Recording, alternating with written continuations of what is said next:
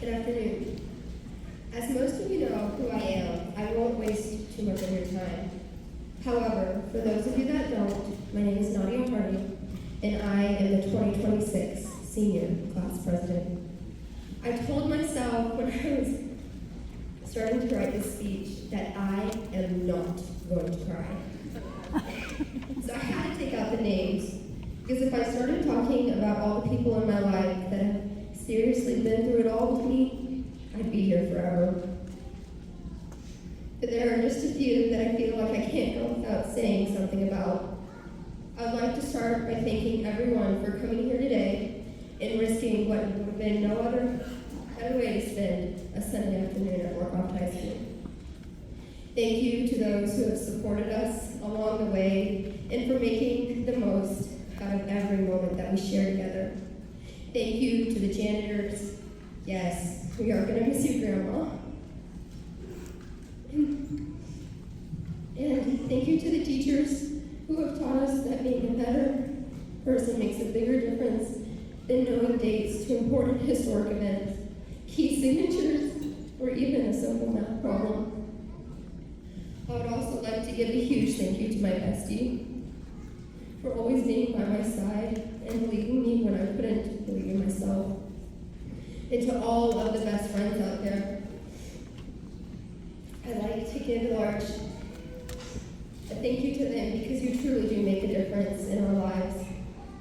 And lastly, I would like to give a very large thank you to the parents in the stands and in our hearts. You have put up with our crazy since day one. And thank you to little brothers and sisters for making us eat dirt some days, or be the one we can cry to when the world feels like it's coming to an end. I would especially like to thank my own family for putting up with everything we have gone through.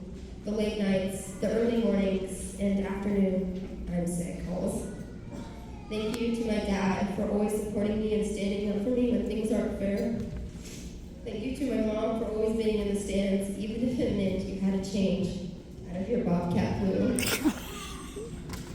And thank you to my brother for everything. I don't even know where it starts when it comes to talking about you. Okay, enough sadness.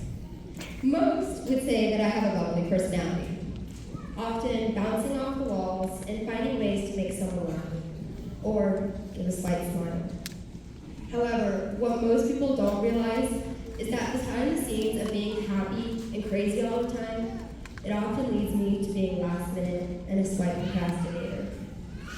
Someone told me a couple weeks ago that if you wait till the last minute, then it only takes a minute. And honestly, I don't think I've heard anything so true. And not gonna lie, this speech was last minute, because every time I went to write it, I would erase everything I had on the page and rewrite it over and over again. And honestly, I'm not sure why, but every time I thought I had something, I didn't. Because there is no way to prepare for what is happening. Exactly 4,648 days ago, we had our first day of kindergarten. Most of us were so nervous because we didn't know what to expect. However, once we got there, all the nerves disappeared, and we started making choices.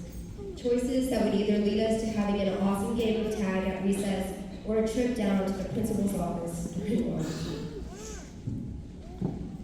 And neither of these could be taken as bad or even as good, because honestly we were young, and swinging on the playset and running down halls sounded equally fun.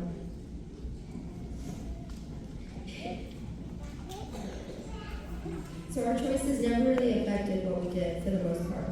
Because I sure as heck know that when someone told me that you shouldn't wear a bright pink and black pair of leopard print leggings and a shirt that had race cars on it, and a glittery dress on top, I would have not listened to you at all. And honestly, I think that's what makes childhood so much fun, because we are open to the idea of failure. Without failure, we don't grow. Without growth, we are all the same. And honestly, who wants to be the same?